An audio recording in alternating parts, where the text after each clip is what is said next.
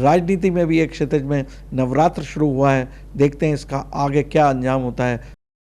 नमस्कार, P3 भारत में एक बार फिर आप सबका स्वागत है।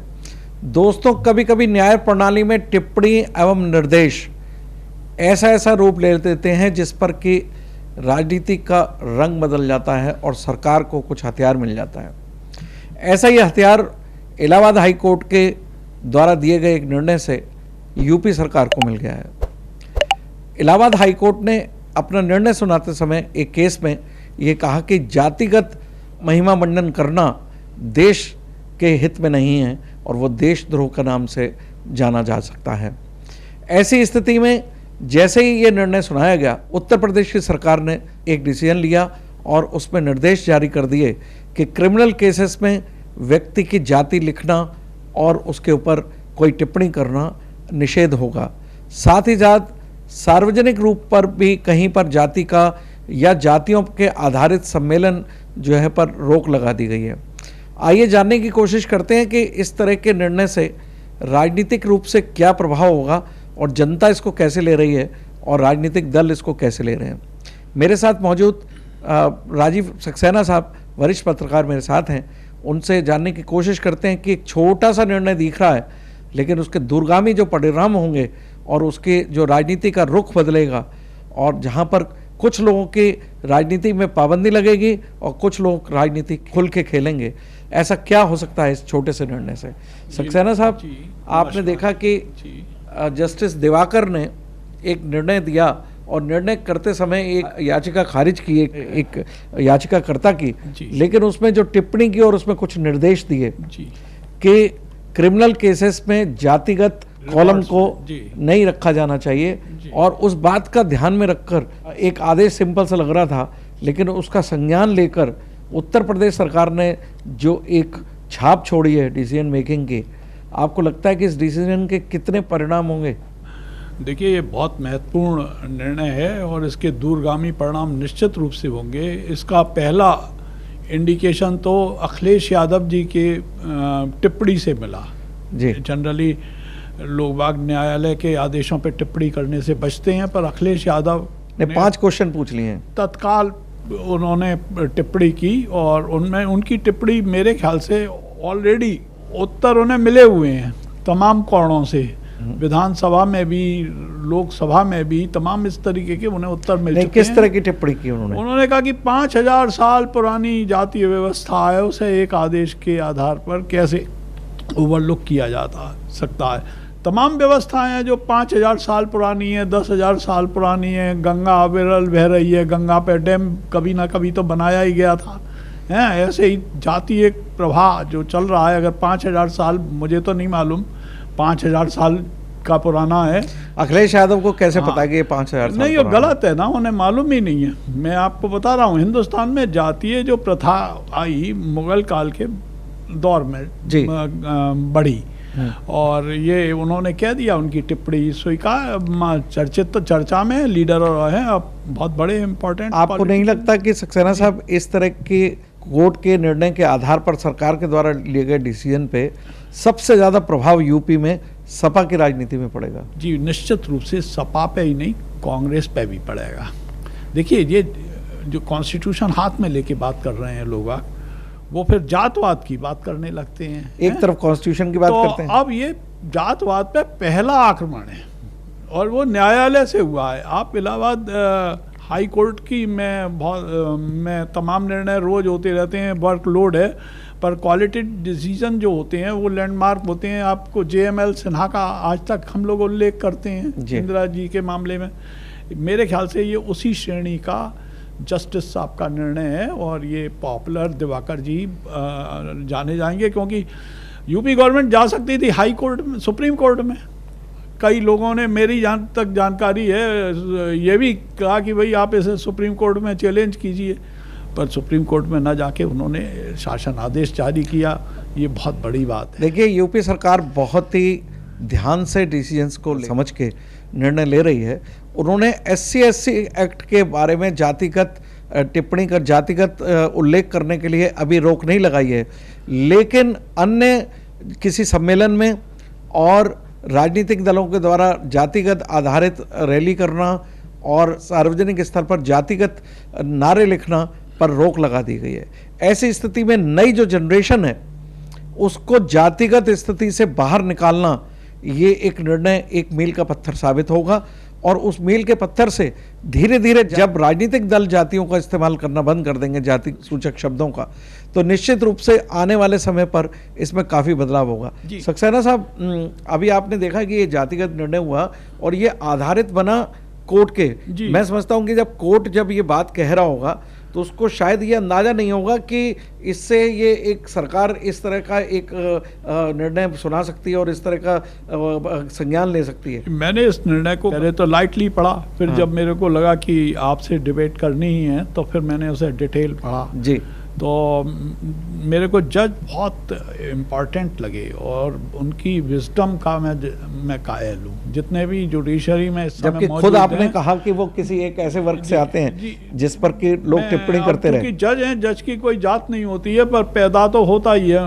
और वो खुद दिवाकर समाज के उनके नाम के सरनेम के आगे लगा, इसलिए मैं पर ये है उनकी मर्यादा है, मैं नहीं बोलूँगा। बहुत इम्पोर्टेंट बात ये है कि एक मैसेजिंग गई है।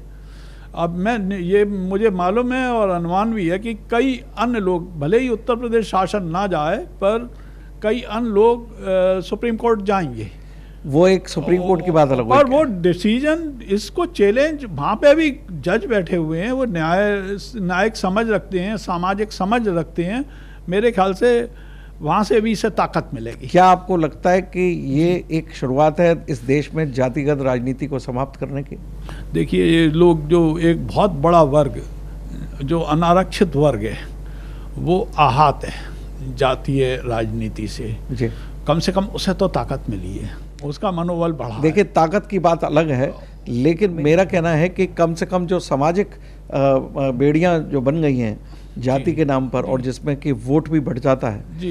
तो मैं समझता हूं कि आने वाले समय पर एक और वोट जो है, क्लीन वोट की स्थिति आएगी कि लोग ट्रांसपेरेंट वोटिंग करेंगे विदाउट कंसिडरिंग दी कास्टिज्म। हाँ, ये तो जरूरी है। अब तो जातीय सम्मेलन होने रहे हैं, पॉलिटिकल पार्टियां, जो कि मेरे ख्याल से संविधान के विरुद्ध है। जो संवैधानिक निकाय है, निर्वाचन आयोग, उसके भी विरुद्ध है इस तरीके का आचरण की पॉलिटिकल। अभी देखिए, जब चुनाव आयोग में रजिस्ट्रेशन होता है तो उसमें लिखा जाता है कि आप किसी पर्टिकुलर समुदाय या अपने किसी धर्म के बारे में प्रचार नहीं करेंगे। लेकिन यहाँ पर तो सम्मेलन होते हैं, राजनीतिक दल की मान्यता इस पर क्यों नहीं समाप्त होती? हमेशा संवैधानिक निकाय अपील का इंतजार करता है। दोस्तों, अगर कोर्ट के निर्णय से सरकार ने एक कदम बढ़ाया है तो मुझे लगता है सरकार का जो एक अभिन्न अंग है चुनाव आयोग, आने वाले समय पर चुनाव आयोग भी इस तरह की जातिगत टिप्पणियां और जातिगत रैलियां और जातिगत वोटिंग का डायवर्जन करने के लिए चुनाव आयोग भी बहुत कड़ा कदम उठा सकती है।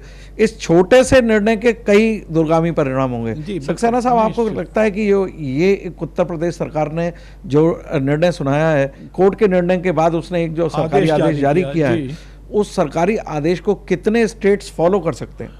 देखिए, स्टेट फॉलो करें ना करें, पर सारी स्टेट्स की लीगल जो कंसल्टेंट हैं, लीगल सिस्टम है, वो उसकी गंभीरता से स्टडी कर रहा है। क्या आपको लगता नहीं कि नॉर्थ इंडिया में ये बहुत जल्दी से लागू हो जाएगा? नॉर्दर्न इंडिया में ज़्यादातर जातिगत बातें आधारित ज़्यादा होती हैं। नॉर्दर्न इंडियन स्टेट्स की तो बर्बादी हो चुकी है जातीय समीकरणों के कारण। हिंदी स्पीकिंग बेल्ट की आप समझ लीजिए, यहाँ विशेषकर। अच्छा, अब आप एक तो दूसरा निर्णय ले सकते हैं।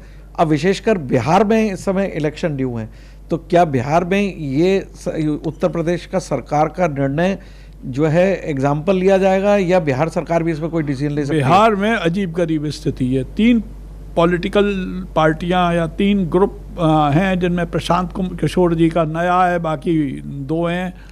अब प्रशांत किशोर जी बेईमानी के खिलाफ लड़ रहे थे, उनके खिलाफ भी तमाम आरोप आ गए हैं। प्रशांत किशोर, मैंने सुना है कि वो जातिगत बात ही कहते हैं कि जातिगत आधारित नहीं होनी चाहिए राजनीति। वो तो क्या हो सकता है उसको नहीं, वो ये कहाँ कह रहे हैं? वो उनकी किसी भी रैली में ये खुल के बात नहीं होती है। वो करप्शन को पकड़े हुए मुद्दा और मैंने उनकी रैली सुनी तो उन्होंने कहा कि जितने भी लोगों ने, खासकर यादव बेल्ट में, वो अक्सर ये कहते सुने जाते हैं कि आपको जाति के नाम पर आरजेडी ने क्या दिया, ये उनका इंडिकेशन देता है कि जाति के नाम पर वोट ना दें। नहीं, अब वो खुल के बोलेंगे इस तरीके की, यानी कि यूपी उदाहरण होगा। देखिए, मैं आपको पक्का बता रहा हूँ, इसको चैलेंज किया जाएगा सुप्रीम कोर्ट में, और वहाँ पे क्या आपको लगता है सुप्रीम सुनेंगे। कोर्ट इस सरकार के इस आदेश को स्टे लगा सकती है? मेरे ख्याल से सुप्रीम कोर्ट या कोई भी निकाय बिना अनकॉज्ड स्टे नहीं लगाएगा, और अगर स्टे भी लगाएगा तो वो बहुत जो उद्देश्य है जज साहब का, हमारे जस्टिस दिवाकर का,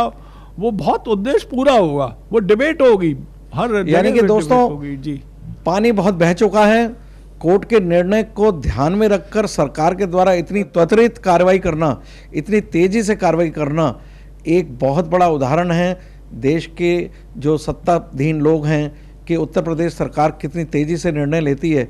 इस सरकार के द्वारा लिया गया सरकारी आदेश के निर्णय पर पूरे देश में उथल पुथल मचेगी और इसका असर केंद्रीय राजनीति में भी आएगा, और विशेषकर जो आने वाले महीनों में कुछ प्रदेशों में चुनाव हैं, उन चुनावों पर इस जातिगत बात का बहुत इम्पैक्ट आएगा। और मुझे उम्मीद है कि बिहार सरकार भी इसके बारे में गंभीरता से लेगी और उत्तर प्रदेश सरकार के लिए गए निर्णय को वो एग्जाम्पल लेते हुए ये काम कर सकती है। लेकिन अगर सुप्रीम कोर्ट में ये केस जाता है और सुप्रीम कोर्ट भी अगर कोई टिप्पणी करता है इस बात पे, यानी कि हम ये मानकर चलेंगे कि आज से इस देश में जातिगत जो बातें होती थी उस पर उसकी संवैधानिकता और सैद्धांतिक रूप से देश के हित में है जातिगत बात करना या नहीं, इसकी डिबेट स्टार्ट हो चुकी है। निश्चित रूप से जब किसी के बारे में डिबेट स्टार्ट होती है तो उसके रिजल्ट आना शुरू होते हैं, चाहे वो पॉजिटिव हो चाहे वो नेगेटिव हो। निश्चित रूप से आने वाले समय पर विपक्षी लोग इस बात को डिफरेंट तरीके से उठाएंगे और सत्ता दल के विशेषकर भाजपा नीत जितने भी प्रदेश हैं उनमें मुझे लगता है ये निर्णय जल्दी फॉलो किया जाएगा और केंद्र में भी इसकी सुगबुगाहट आपको देखने को मिलेगी, क्योंकि केंद्र शायद सुप्रीम कोर्ट तक निहारेगा कि सुप्रीम कोर्ट तक इस मामले को कैसे देखा जाता है। लेकिन दोस्तों ये तय है कि इस देश में एक बहुत इम्पॉर्टेंट दिन है जिसमें जातिगत बातों पर एक कोर्ट के द्वारा की गई टिप्पणी और निर्देश के आधार पर किसी सरकार के द्वारा जातिगत नीति बनाई गई हो और उस पर निर्देश जारी किए हो। ये पहला मौका है और इस मौके की शुरुआत हो चुकी है। आगे आके देखते हैं आने वाले समय पर इस नीति पर और इस मुद्दे पर देश की राजनीति किस तरह से करवट लेती हुई, और मैं समझता हूं कि वोटों की राजनीति और ट्रांसपेरेंट हो जाएगी और विपक्षियों को जाति आधारित वोट बांटने के लिए कम मिलेगा और वो निश्चित रूप से उनका इफेक्टेड होगा। और चाहे विपक्षी दल क्यों कहा जाए, हर दल को जातिगत नीति पे काम करने को हम देखते हैं। जाति आधारित वो लोग टिकट बांटते हैं। ऐसी स्थिति में जाति का उल्लेख न करना उनके लिए बहुत भारी पड़ेगा और देश का व्यक्ति जो भ्रमित होकर जाति के नाम पर वोट देता है, मुझे लगता है वो देशभक्ति के नाम पर वोट देने के लिए भी अग्रसारित होगा और वो प्रेरित होगा इस निर्णय से। मुझे लगता है जनता के द्वारा स्वागत किया जा रहा है कि उनको अब जातिगत आधार पर अपने हिसाब से वोट नहीं देना है, बल्कि अपनी आत्मा की आवाज़ से और देश के तरक्की पसंद लोगों के नाम पर ही वोट देना है, ऐसा मुझे लगता है। और इस देश में एक सुखद शुरुआत हुई है।